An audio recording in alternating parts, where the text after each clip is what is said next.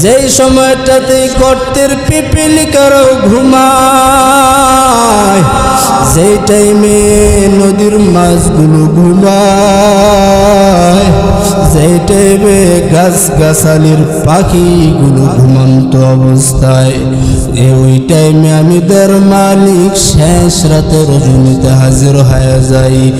কারণ গোলাম আমি আল্লাহ পাক প্রথম আসমানে আয়েশা ডাকতে থাকি আর বলি, وَإِذَا سَأَلَكَ عِبَادِي عَنِّي فَإِنِّي قَرِيبٌ أُجِيبُ دَعْوَةَ الدَّاعِ إِذَا دَعَانِ فَلْيَسْتَجِيبُوا لِي وَلْيُؤْمِنُوا بِي لَعَلَّهُمْ يَرْشُدُونَ। আমি আল্লাহ আয়েশা ডেকে, ওরে গোলাম, তোর কাছে তোর মা বাবা আপন, আমি আল্লাহকে বুঝে আপন বানায় নিতে পারো না। সমস্তের মায়া মোহাব্বত তোর অন্তরে বুঝে ঢুকে গেছে। আমি তার আল্লাহ তোকে ডাকবার আহিও,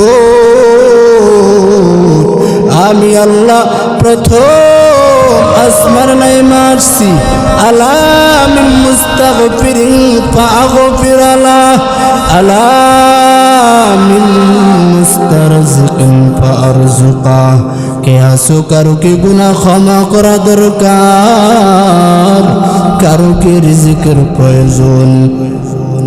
দুনিয়াওয়ালারা দিবে দিবে ভাব করে দেয় নাই, দুনিয়াওয়ালাদের টান আর টান টান টান টান, কিন্তু আমি মালিকের কোনো পিছনে টান নাই।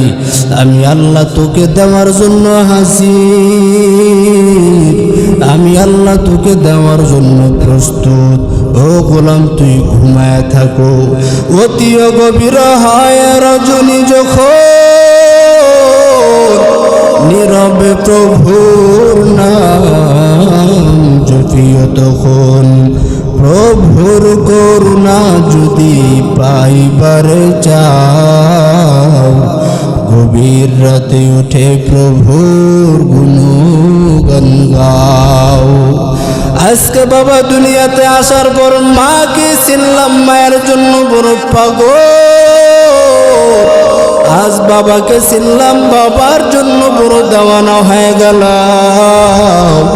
কিন্তু যে আমার মালিক আমাকে আপনাকে বানাইছেন, ওই আল্লাহকে এখনো চিনবার পারি নাই।